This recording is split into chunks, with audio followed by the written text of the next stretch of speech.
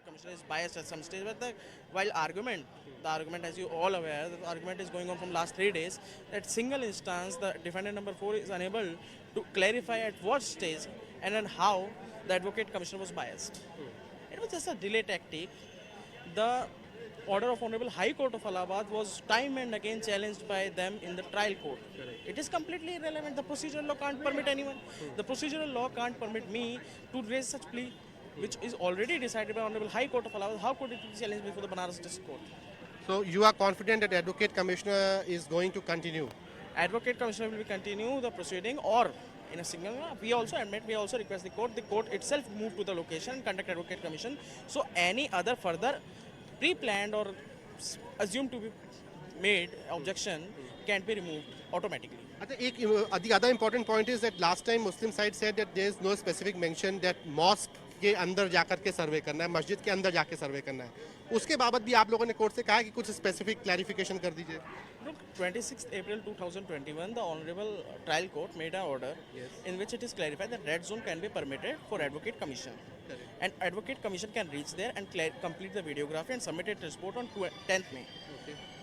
The thing is, they were insist on a word that there is no mention of a barricading term. The term barricading is absent from the order. Mosque की बात भी नहीं लिखी उसमें. The barricading is the issue, not the mosque. They were claiming the barricading. Red zone is completely and entirely, the entire Gyanvapi Parisar is the part of red zone. Okay. So the 26th April order empower all of us to enter there and complete Advocate Commission. This was a hindrance, the loophole they seek from the order. So just I request the court to please mention the Advocate Commission to be done in the barricading also, just for the clarification sake for the defendant number 4. The order is already clear. मुझे पता है आप जल्दी में, बस एक आखिरी सवाल.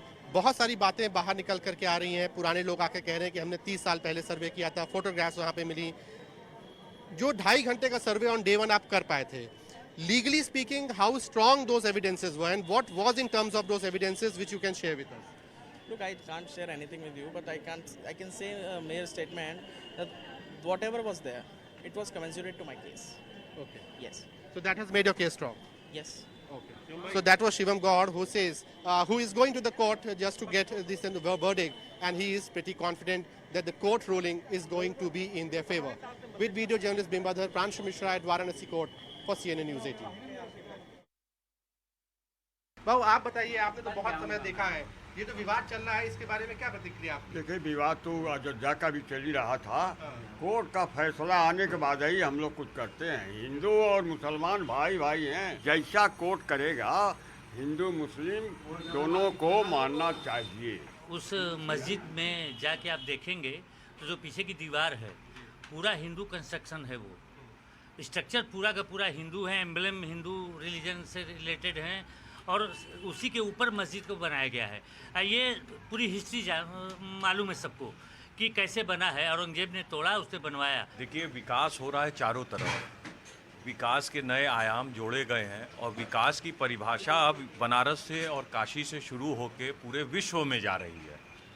तो विकास होता रहेगा और चलता रहेगा. ये पहिया कभी रुकने वाला नहीं है और जो कोर्ट का फैसला आएगा वो सबको मानना पड़ेगा. कोर्ट का फैसला आएगा, सबको मानना पड़ेगा.